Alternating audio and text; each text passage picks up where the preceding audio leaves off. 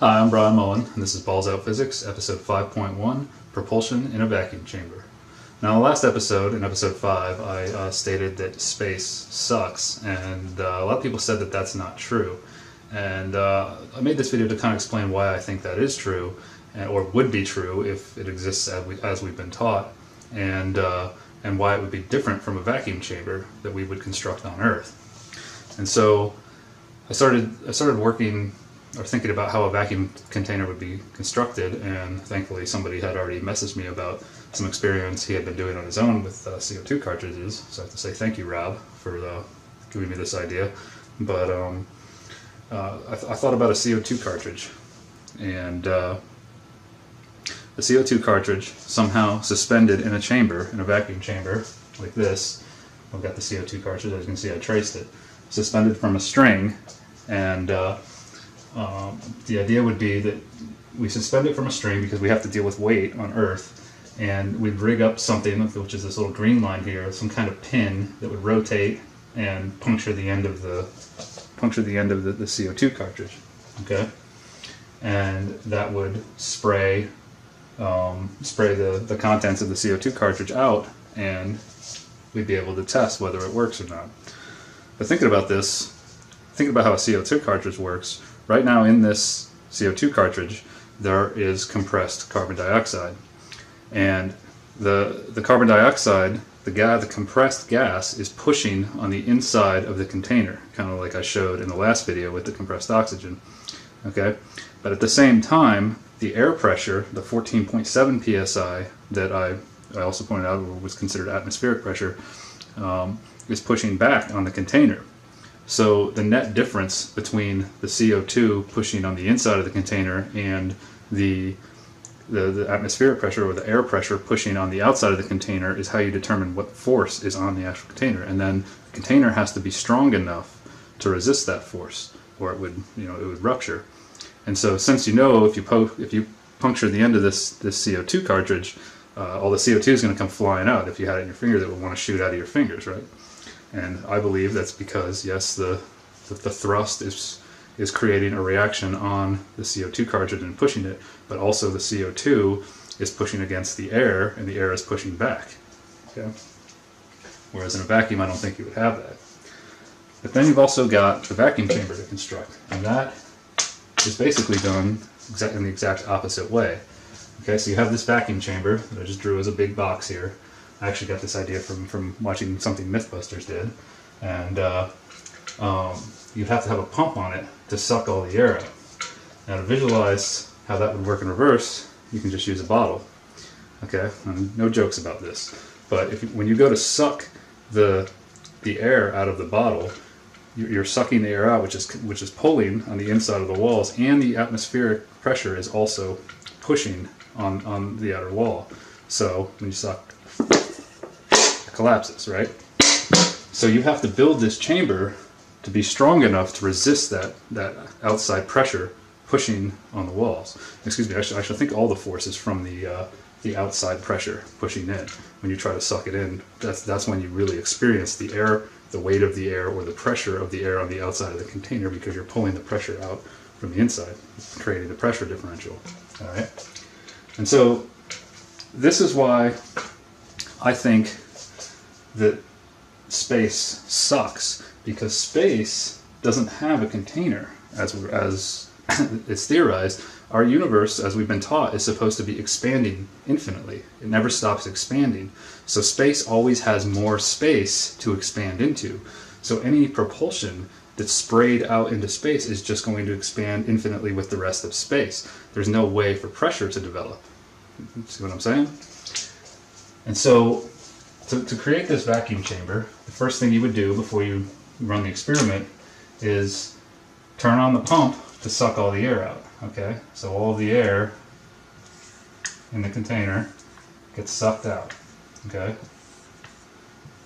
now the air rushing past the CO2 cartridge, which would, if we're hanging it from a string like I have here, would probably get it moving, rocking back and forth. So after all of the air is sucked out of the vacuum chamber, and assuming these walls are strong enough to resist the the air pressure that is pushing on it from the outside, then we now have a vacuum, or vacuum chamber, with zero pressure, not negative pressure, or like I said in episode 5, or that not a constant sucking pressure. Once the pump kicks off and you don't have any stuff or any air left inside the vacuum chamber, then you just have this positive pressure pushing on the wall, and the pressure in here is essentially zero. Okay, so if you were to puncture the side of the tank, the pressure differential would make since there's zero pressure in here, and out here the pressure is P ATM equals 14.7 psi. Since you have that pressure out there, all the air is going to want to rush into the vacuum chamber. Okay, so suck all the air out. All right, turn the pump on, suck all the air out.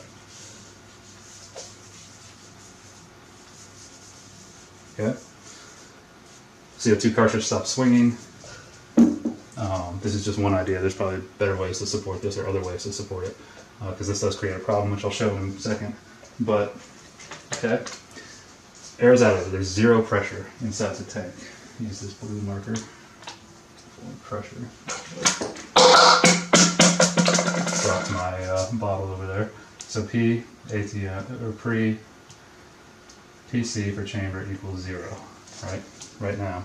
Okay, so we've got this little pin rigged up somehow. Either if it's activated wirelessly, that would be a good test to see if electromagnetic waves can pass through the wall of the container and continue passing through the vacuum, or maybe we have some kind of wire hooked up to this string to activate it through a wired connection.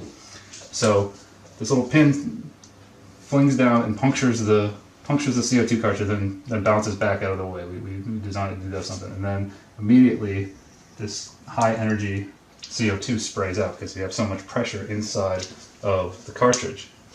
Now the pump's off, but this is sealed. Immediately this chamber begins to pressurize, because remember, there was no air in it before, so now this is no longer the case. Immediately pressure builds in the chamber from the propellant. So now basically what's happening is the CO2 expands out and bounces off of the walls, and then creates the reaction that we need to push on this CO2 cartridge.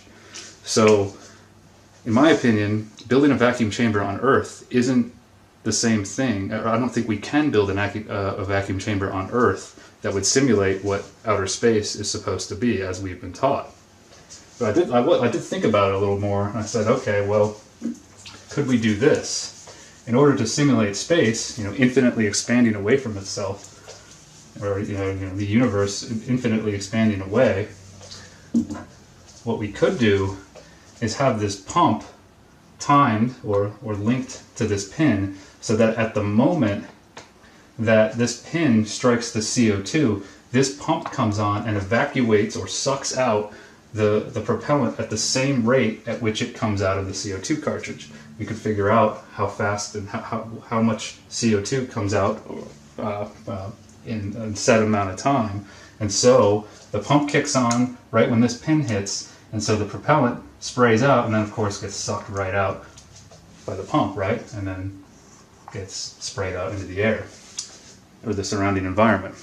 And that, in my opinion, would somewhat simulate what we've been taught outer space is. But that, in my opinion, would make it so this won't move. Now, theoretically it wouldn't move. I mean, this would have to be timed perfectly to simulate outer space. And so, assuming this doesn't move, I mean, it might get pulled a little bit. I mean, there's a lot happening, and we have to assume that the pump can suck all of that CO2 out. And you kind of see where I'm going with this, where we're eliminating the ability to create a reaction. But that's what we would have to do to simulate space, in my opinion, just after really thinking about this. But the other problem here is, once this, if you do gain some thrust, say we don't have the pump on, this string, once it moves